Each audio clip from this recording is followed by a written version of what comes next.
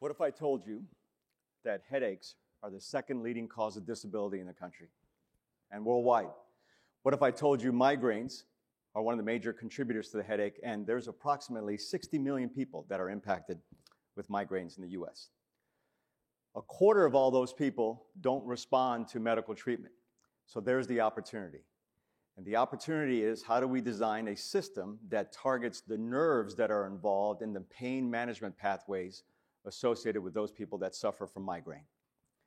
And that's what we focused for the last year and a half on at Pontix, is developing a system that's got two handmaidens to it.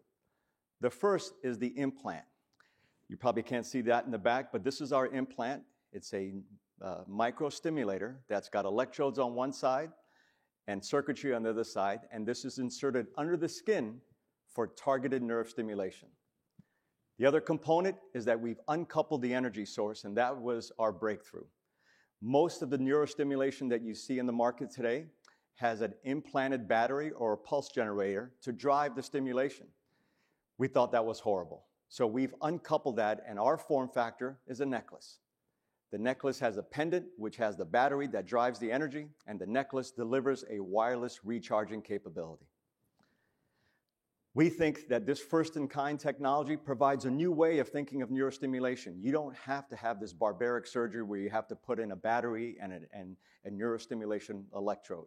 This allows you the mobility, allows you the freedom, and it also allows us a host of other targeted nerves that we can afford to go after in terms of pain management. Some of you may suffer from a migraine or know people. This is the world that they live in. Typically, there's a warning of a migraine coming on. It's called a prodrome. You don't feel very well. You've got the chills. You got body aches. You got fatigue. And then in about a third of the people, this moves into an aura. There's a visual disturbance. I couldn't be able to look at these lights right now. I have an auditory disturbance. That lasts for a little period of time. Then the thunderclap of pain comes on. It's debilitating. Migraine pain is typically unilateral. It's throbbing. And most of that pain is in the front of the head. It's a hot poker going through your eyes. The only salvation you have is you have to go to a quiet room. It needs to be dark. It needs to be void of any stimulation. And oh, by the way, you have to be there for about 4 hours to 3 days until that wave of pain subsides. And then there's a letdown for about a day or so. You don't feel very good. You're depressed. You have weakness. So how do you treat these people? Today, this is what's available. You typically have abortive medication, all oral medications typically, and that's intended to reduce the severity of migraine. If that doesn't work, oh, by the way, you have to add on to that cocktail, and that cocktail is through preventative medication. These are anti-epileptics, antidepressives, and not only do they attenuate your brain, they wreak havoc with your kidneys and your liver. 1 in 4 won't respond to this medical treatment. And therein lies the opportunity of how else are you going to address their pain. Typically today, it's through neurostimulation or nerve decompression. That specific segment of that market speaks to a $3 billion total addressable market. This is the nerdiest slide of them all. There is good debate about what triggers migraines. There's no debate about what's the migraine generator. Where does it all start from? In the midbrain, there's a cluster of cells, and don't say this after too many libations, but it's called the trigeminal cervical complex. Those cluster of cells are the depot, the convergence of 2 major nerves in your head and neck. The first nerve is the trigeminal nerve. They're paired nerves. They give all the innervation to your head and neck and your neck. That comes in again to this complex within the midbrain. On the other side, there are occipital nerves. These are nerves that are in the back of your head. They do not carry pain information. The trigeminal nerve carries pain and other sensory information. The occipital nerve does not. There's where you can take care of an imbalance. If you can overstimulate one nerve, it'll mask any information of the other nerve. Our brain, believe it or not, is not very good at multitasking. It responds to the highest stimulation, the highest threshold that's being given, and that's what we process. This is what you see in patients that have an active migraine. This is a PET scan, and a PET scan measures your brain activity, cellular activity. So in the picture in the middle, you have the eyes to the bottom of the screen and the back of the head to the top of the screen. And in that cross-section, in that midbrain, you have that trigeminal cervical complex, so that's where the migraine is starting. So if you can have that as the therapeutic target, you'll be able to depress any of the pain signals being appreciated. So how was this done? Typically, there's an approach to go and target the occipital nerves. These nerves come right off the spinal cord, and then they pierce the muscles as it's attached to the base of your skull. We want to take care of this asymmetry, this imbalance between these two nerves. So when you're having a migraine attack, your trigeminal nerves are on fire. You have the severity and the onset of the migraine pain. Your occipital nerve is quiet. No pain signals there. If you can stimulate the occipital nerve, again, you create an imbalance that is in favor of having any kind of positive pain management. This has been done today. Many of the companies that have spinal cord stimulators, they use these off-label to target occipital nerve stimulation. So the spinal cord stimulator is ill-equipped and not designed for specific targeted nerve stimulation.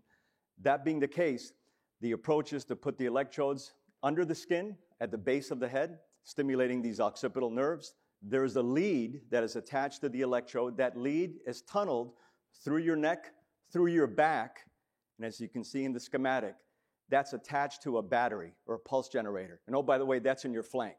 So you get 2 surgeries to be able to deliver that therapy, and 2 very significant surgeries. You can see the picture of a young lady there that's got those leads coming out of her neck that then need to be tunneled through. So it's not a very attractive surgery for either patient or physician. Good news, bad news. If you look at the results, all the publications suggest this kind of works. In 85% of the patients, when you look at long-term follow-up in excess of a year, 85% of the patients have favorable pain management with this therapy. And again, keep in mind, they had failed everything else. That's the good news. Here's the bad news. You have 2 invasive surgeries and all the morbidity that's associated with those surgeries. You also have the complications of leads. And this is the case of anything that has a lead. That lead's going to fracture, that lead's going to break, inevitably. So how do you manage that? Because you'll have underwhelming results. This is where we come in. We have designed, again, that microstimulator that we think is going to be and is the smallest functional stimulation that's put under the skin. We also have designed the circuitry where the electrodes can be modified on demand. So in the event that the implant migrates, you still have the covering of the field because you can stimulate and activate the electrodes specifically. Our secret sauce is captured in the middle. We have designed a battery that's connected to a necklace that delivers the radio frequency. So we've been able to move energy from a battery through the air and penetrates the skin of an implant targeted for the peripheral nerve, in this case, the occipital nerve. That's important not only in terms of delivering the therapy, because if you think about these patients, they need to have a robust quality of life, which they don't enjoy today. We spent the last year and a half focusing on achieving these milestones. We have a functional implant system. We are approaching design freeze within the next month. We have 3 patents that are pending for our system. We've had conversations with the FDA to secure a de novo 510(k) pathway. We are refining our clinical study, and this is all done in a quality management system. I'm here today to share with you that we're in the process of raising capital. $12 million will be for our Series A financing that will allow us to go through our de novo clinical study. It will also allow us to start our product pipeline for our second application for diabetic neuropathy. I have the good fortune of having these advisors support me, and there's a balance of the implanters in this market. It's split between neurosurgeons, as captured by Dr. Nick Bullis, and the interventional pain docs that also implant these. That's by Dr. Eric Grigsby. Dr. Kassoon is a headache neurologist at Mayo that's helping us with the trial design. I should have introduced myself. I'm Juggy Gill. I'm the founder, and I've had the experience of being in startups. This will be my 3rd startup. The 2 others we've successfully exited with an acquisition. I've also been at a large company running sales organizations and doing M&A. I'm joined again by individuals that have had experience in product development, design for manufacturability, and the capital markets as well. I'll leave you with this. We started this enterprise thinking about the patient, thinking about this specific patient that, as I described with you, the migraine experience is really a prisoner of their own disease. They have to go away for 3 days. And they may have to go away for 3 days in a quiet room for 3-4 times a month. That's what chronic migraine is. It's a horrible existence. So we wanted to give back that mobility and control. We're doing that by providing an outpatient procedure. They're going to be in twilight, light sedation, and we're going to insert the implant under the skin. We have, again, the first wearable and wireless energy source, which opens up that mobility. And then through an application on the phone, these patients will be able to control their stimulation parameters because in some experiences, the migraine pain is worse than others.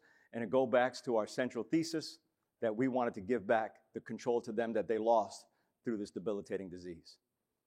I thank you for your privilege of your attention, and I'll close up now. Thank you.